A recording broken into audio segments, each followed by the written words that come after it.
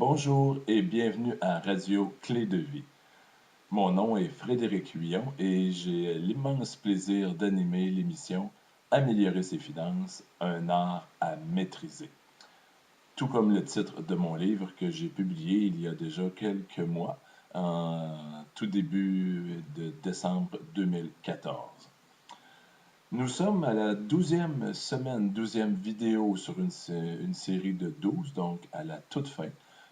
Et je profite immédiatement du moment en début de cette émission-là pour remercier grandement Alexandre Fournier de m'avoir lancé ce petit gros défi d'animer ces 12 émissions-là qui touchent à un sujet qui me passionne depuis des années. Je suis à la toute fin 40, pour ne pas dire que j'ai eu mes 50 en début d'année 2016. Et ça me tricote l'esprit depuis mes 13 ans, où par la suite j'ai fait mon bac en administration des affaires, option finance, renforcée de comptabilité, et j'ai été chercher mon titre de planificateur financier. Et comme je suis très, très curieux de nature, bien, je suis assez autodidacte dans le domaine. Donc, sur les placements, la bourse et autres sujets, j'ai travaillé dans ce domaine-là. J'y travaille encore et je compte, un de mes rêves, c'est d'aller plus côté coach financier. Donc, 12e semaine, j'aimerais faire une petite révision, une petite rétrospective sur ces 12 semaines-là, justement, 12 vidéos-là, pour voir le cheminement que je m'étais donné à la base quand j'ai monté les vidéos et de voir là, qu'est-ce que ça a été comme cheminement et en espérant, bien entendu, que vous avez écouté les vidéos précédentes et que vous avez pu mettre des choses là, sur papier, vous avez pu améliorer vos propres finances là, versus là, les informations que j'ai pu vous transmettre. En première semaine d'entrée de jeu, bien, on a parlé des fameuses résolutions, les fameux objectifs versus résolutions. Où est-ce que je parlais, bien, autant, puis je le disais dans la première, oui, là, dans les 12 semaines, je parle beaucoup plus de finances, du domaine financier, mais dès la première semaine, je vous ai dit, oui, on parle là, mais sachez que c'est holistique. Le principe, c'est que ça touche vos autres domaines de vie, autant la santé, autant le travail, autant les loisirs, la spiritualité et la famille, là. Donc, quand on parlait d'objectifs, ben, il faut se créer des objectifs dans ces domaines-là, ces divers domaines-là. Donc, on parlait de se créer des objectifs, mais aussi qu'il y a le point A et le point B. Le point A, bien, j'ai profité plus de la 3e et 4e semaine pour pouvoir là, élaborer sur ce concept-là. Donc, point A, c'est déterminer où je suis actuellement. Donc, en 3e semaine, on a parlé de l'état des revenus et des dépenses. Donc, combien je gagne, mes revenus versus combien je dépense. Et la majorité, grosse majorité des gens, ben, regardent le chiffre d'en haut sans regarder en bas. Je vous dirais que en tant que préparateur d'impôts, ben, je vois régulièrement des gens qui gagnent 2, 3, 4 fois mon revenu et que j'ai des papiers pour faire leur impôt qui ont fait des retraits réels pour pouvoir arriver. Donc, vous pouvez en constater que ce n'est pas le chiffre du haut qui est important, mais le chiffre du bas, savoir bien gérer. Mon livre, Améliorer ses finances, un art à maîtriser, euh, abonde de concepts, de principes intemporels sur la gestion financière. Donc, c'est depuis à peu près mes 13 ans que je suis passionné de ça et j'ai mis à l'intérieur de ce livre-là mes tripes, mes visions, mes interprétations de autant les finances que autres sujets de développement personnel et de développement d'affaires et tout ça que j'ai pu lire, faire des formations. Donc, à l'intérieur du livre, il y a énormément d'informations, même si je l'ai romancé légèrement, à saveur un petit peu romancée, mais n'en demeure pas moins qu'à l'intérieur, c'est vraiment ce que je considère de base. Et comme je disais, c'est des concepts intemporels, donc ils étaient bons jadis, ils sont bons aujourd'hui et ils seront bons encore demain. Par la suite, lorsqu'on maîtrise bien la saine gestion de nos sous, par la suite, on peut dire, ben maintenant, j'aimerais gagner plus. Donc ça, c'est sur mon site, c'est accessible. J'ai écrit un petit e-book de 17-18 pages où est-ce que c'est doubler ses revenus, pas un an, mais doubler ses revenus et plus encore. Donc, il est gratuit là, sur mon site. Donc, c'est comme un petit supplément à mon livre que je parle de différentes sources de revenus, mais n'en demeure pas moins que pour moi, et j'espère pour beaucoup de conseillers financiers, la base demeurera toujours une saine gestion, savoir bien gérer, comment mettre nos œufs au bon endroit au tout départ pour qu'à la suite, ça soit comme un système et que ça se fasse de façon plus facile, plus autonome. En quatrième semaine, on a vu le bilan, un état financier que beaucoup de gens ne connaissent pas. Les gens connaissent beaucoup plus, c'est quoi tes revenus? Voici mes revenus, je gagne tant. Dépenses, oui, ils savent qu'on a tous des dépenses. Mais bilan, c'est vraiment là, une photo de votre situation actuelle en date précise. Souvent, on le fait à la fin d'une année financière. Pour un particulier, ben, on peut parler à la fin d'une année civile, qui est le 31 décembre. Donc, ça nous dit un des trois éléments de cet état-là, qui est la valeur nette, c'est le résultat de tout ce qu'on a fait dans les années passées. Donc, le résultat de notre gestion financière, si elle était bonne, ben, on a normalement une bonne valeur nette. Si elle était atroce, donc on dépensait toujours à chaque année plus que qu'est-ce qu'on gagne, ben, le résultat sur le bilan, la valeur nette, va l'indiquer qu'on est en négatif. Et c'est à partir de là, au moins le point A, que là, on peut dire, ben maintenant, je sais où je suis. Je me fixe maintenant, ce qu'on a pu parler en première semaine, des objectifs sur qu'est-ce que je veux avoir dans 5 ans, 10 ans, plus loin. C'est tout dépendamment de la vision qu'on peut avoir. Mais à la toute base, il faut avoir l'idée de où est-ce qu'on part. C'est le même principe qu'un voyage. Je reste à Québec. Si je veux aller à Montréal, ben, je dois savoir que je reste à Québec pour dire ben, je dois me diriger vers l'ouest. Si je ne sais pas où je suis, je dis je vais aller à Montréal. Ben, si je suis à Toronto, ben, je vais rouler vers l'est au lieu de l'ouest.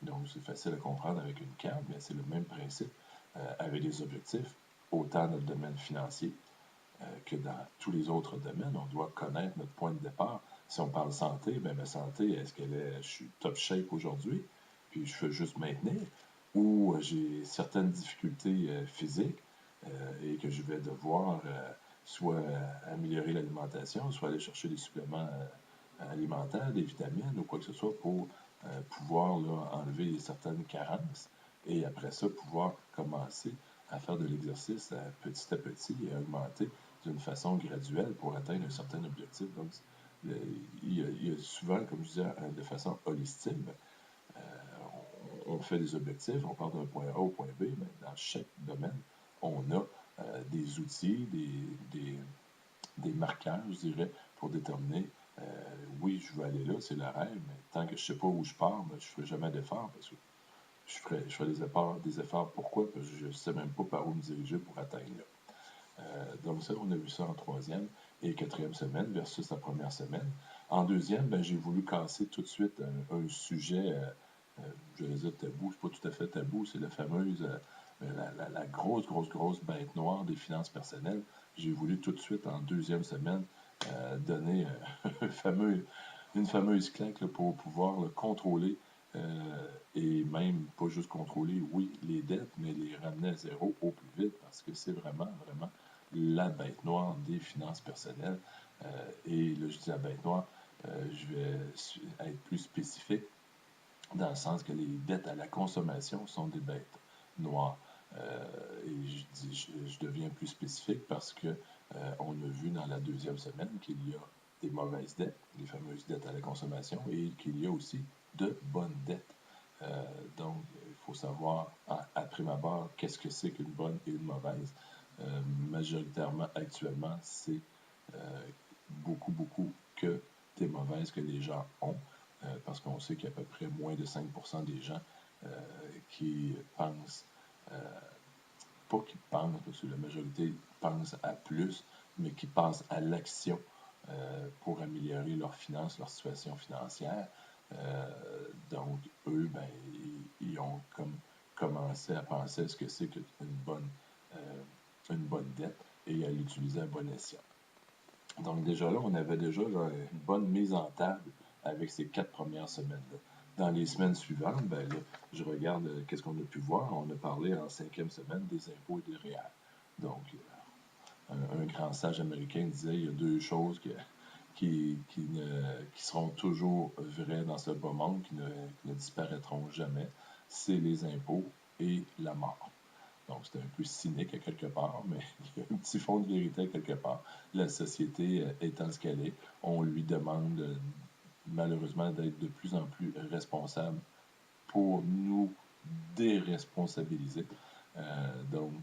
Devenir responsable de quelque chose, de gérer ces domaines-là demande des fonds, des sous. Et on doit aller les chercher quelque part. Donc la société dit, OK, je vais m'occuper de tel service pour la société en général, mais il faut que ça se coûte, ça se paye à quelque part, et voici de quelle façon. On va chercher un petit peu plus d'impôts, un peu plus de taxes et tout ça. C'est un juste équilibre à quelque part.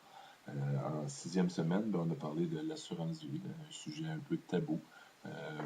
En avoir trop passé, c'est l'idéal, c'est d'avoir la bonne protection et de penser vous pourrez voir là, dans la 6e vidéo quelle est mon interprétation de ce sujet-là.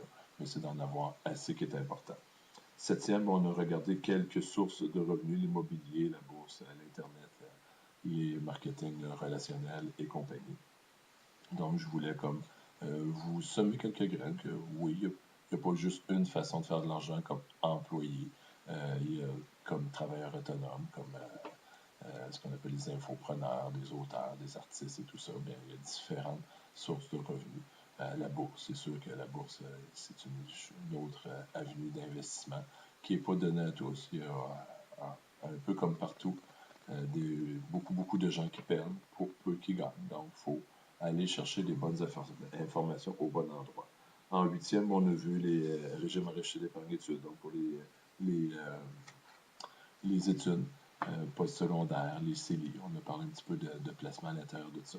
9e, ben, le temps c'est de l'argent. Ben, on a regardé un petit peu là, rapidement là, comment gérer, parce que oui, c'est vrai que le temps c'est de l'argent. Est-ce que je perds mon temps quelque part ou je l'investis de façon sciemment là, productive? Donc, c'est des façons de voir. Le 10e semaine, ben, le fameux concept. Beaucoup de livres de finances personnelles parlent de ce premier concept-là, se payer en premier. Donc, on a élaboré un peu plus sur ce sujet-là, comment le faire, pourquoi le faire. Et son importance, bien entendu, de créer cette fameuse confiance en nous. Là. La semaine passée, ben, on a parlé des équipes de rêve, gratitude et contribution. Donc, c'est des sujets là, que je voulais aborder là, vers la toute fin parce que oui, ça touche les finances. Donc, aujourd'hui était la dernière semaine. Un petit mot de la fin. Un concept que j'ai lu quelque part et que j'ai aimé, parce que ça m'a comme, j'aime regarder des films de temps en temps, on voit souvent des héros au tout début, c'est pas mal toujours le même concept, le héros au début, il a une vie normale, il arrive de quoi d'injustice ou quelque chose comme ça, il tombe, il y a toujours normalement un mentor, quelqu'un qui vient comme l'appuyer à côté là, de ses efforts pour pouvoir améliorer sa situation ou lui donner le fameux niveau de confiance qu'il a besoin pour pouvoir passer à un niveau supérieur et atteindre un fameux rêve à quelque part. Et je disais quelque part, ben, est-ce que tu as ta propre légende à toi?